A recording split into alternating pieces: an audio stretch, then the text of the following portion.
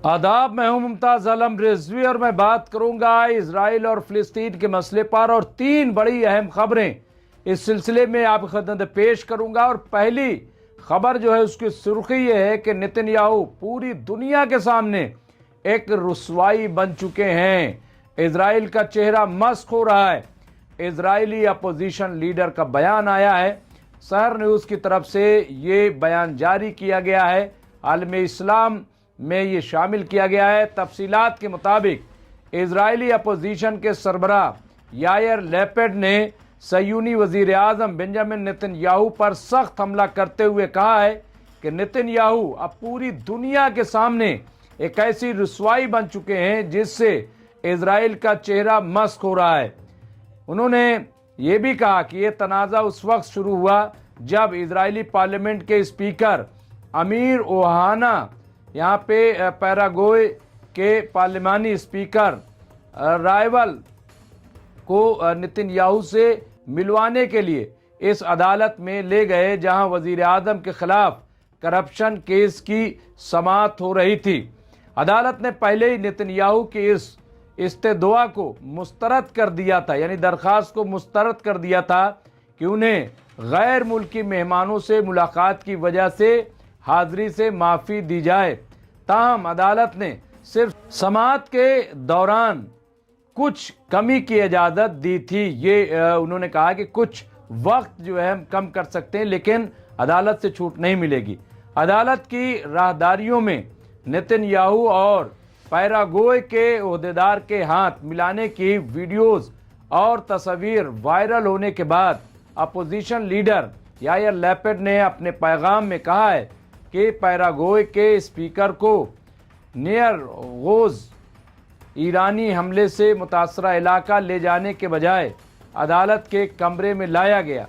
ये इंतहाई शर्मनाक है। नेतन्याहू आज दुनिया के सामने इजराइल के लिए एक बदनुमा दाग बन चुके हैं। याद रहे कि नेतन्याहू को बदउनवानी की 3 बड़े मुकदमात का सामना है, जिनमें जुर्म साबित होने की सूरत में उन्हें कैद की सज़ा हो सकती है। अगरचे उन्होंने सदर इसहाक यहाँ पे हर्तुज़ुक से माफ़ी की दरख्वास्त भी कर रखी है, लेकिन इन मुकदमात का मुस्तकबिल अभी तक गैर यकीनी है। गजा में जंगबंदी के खिलाफ वर्दी, ये एक दूसरी बड़ी खबर है जो हम आपकी खिदमत पेश करेंगे। गजा में जंगबंदी के खिलाफ वर्दी, बारिश और सैलाब के बाद नया बहरान सामने आया है। सहर न्यूज़ की तरफ से ये भी खबर है। न्यूज़ पोर्टल के मुताबिक गासिब सयूनी हुकूमत की दहशतगर्दाना पॉलिसियों और सख्त मामनत के नतीजे में गदा वालों को दरकार लाजमी इमदाद गदा नहीं पहुंच पा रही है, जिसके नतीजे में अब गदा वालों को मौसम की तब्दीली के बाद नहायत नागुफ्ता बेसूरत हाल से गुजरना पड़ रहा है। शदीद बारिशों और बेघर अफराद के खैमों के तबाह होने से फ़िलिस्तीनियों की जानें ख़तरे में पड़ गई हैं। गदा में शहरी दिफा के तर्जुमान महमूद बसिल के मुताबिक इस सूरत हाल के बाइस अब तक 3 बच्चों समेत 15 फ़िलिस्तीनी जाँ बहक हो चुके हैं। गदा में नामसाइद मौसमी हालात और गलियों और बेघर अफराद के खैमों में सैलाब की सूरत हाल है। तर्जुमान शहरी दिफा के मुताबिक इस सूरत हाल के 90% खैमे तबाह हो चुके हैं। तो ये आप देखिए वहाँ का क्या पूरा मसला अगर देखें तो बहुत ही अफसोसनाक है। और जिस तरह से गजा के लोगों को तबाह करने की कोशिश की जा रही, पहले हमलों के ज़रिए, भूख के ज़रिए, प्यास के ज़रिए, अब आप देखिए कि मौसम की मार है। और जहाँ जो सामान 6-7 हज़ार ट्रक अब भी ऐसा बताया जा रहा है कि खड़े हैं बॉर्डर पे, लेकिन उन्हें अंदर नहीं जाने दिया जा रहा है। अब यहाँ फ़िलिस्तीनी ओहदेदारों ने कहा है कि इमदाद न पहुँचने देने में सयूनी हुकूमत की हठधर्मी की वजह से गजा में इंसानी अलमियत की गहराई में इजाफ़ा हो रहा है। मोहल्ला अल शुजाइया के अतराफ़ में बेघर अफराद के खैमे डूब चुके हैं और बारिशों की शिद्दत की वजह से अल शिफा अस्पताल में सैलाब आ गया है। और अस्पताल का शोबा इस्तकबालिया मुकम्मल तौर पर पानी की नज़र हो गया है। यहाँ पे आप देखिए हैरत अंगेज़ दहशतगर्द, तो ये आप देखिए ये बहुत ही अफसोसनाक है और इस पे एक बार फिर दुनिया को बोलना चाहिए। पूरी दुनिया खामोश हो गई, उसको लग रहा है कि जंग तो बंद हो गई है, हमले बंद हो गए हैं, अब तो सब कुछ ठीक है, लेकिन सच्चाई ये है कि सब कुछ ठीक नहीं है। वहाँ अब भी ख़तरा है, लोग मर रहे हैं, अभी भी वहाँ लोगों को राहत रसानी में मुश्किलात आ रही हैं। इसलिए मेरे ख्याल से लोगों को आवाज़ बुलंद करनी चाहिए और लोग आवाज़ बुलंद कर रहे हैं, लेकिन थोड़ा सा ऐसा लग रहा है कि जैसे कुछ कमी आई है। एक और ख़बर की तरफ बढ़ते हैं कि हैरत अंगेज़ दहशतगर्द दाइश के हाथों अगवा इराक़ी लड़का 11 साल बाद घर वापस आया।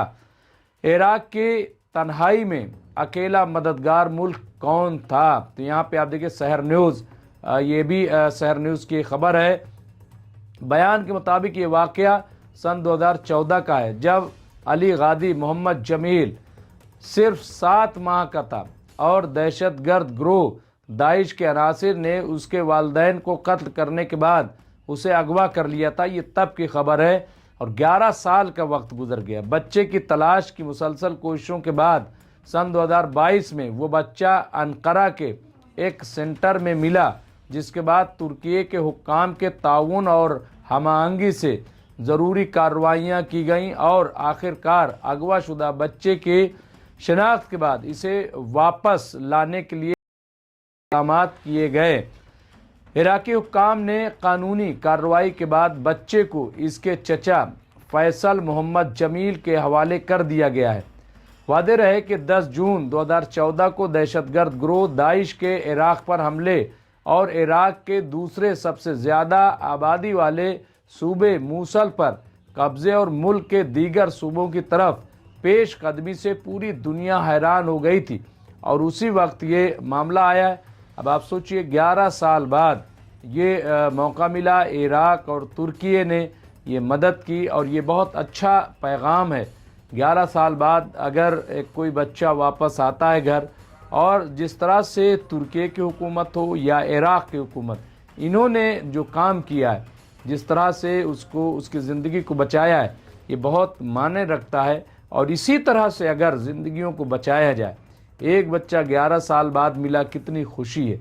लेकिन हर रोज़ अगर इस तरह के नौजवान मारे जा रहे हैं, बच्चे मारे जा रहे हैं, वो भी अफसोसनाक है। उस पर भी तवज्जो देने की ज़रूरत है, उस पर भी खुलकर सामने आने की ज़रूरत है, ताकि ये जो भूख, प्यास, ठंडक, सैलाब से लोग मर रहे हैं, इनको बचाया जा सके। तो ये 3 बड़ी अहम खबरें थी जो हमने आपकी खिदमत में पेश की हैं। मैं मुमताज़ आलम रिजवी, दीजिए इजाज़त। शुक्रिया। देखते रहिए MMC न्यूज़ इंडिया।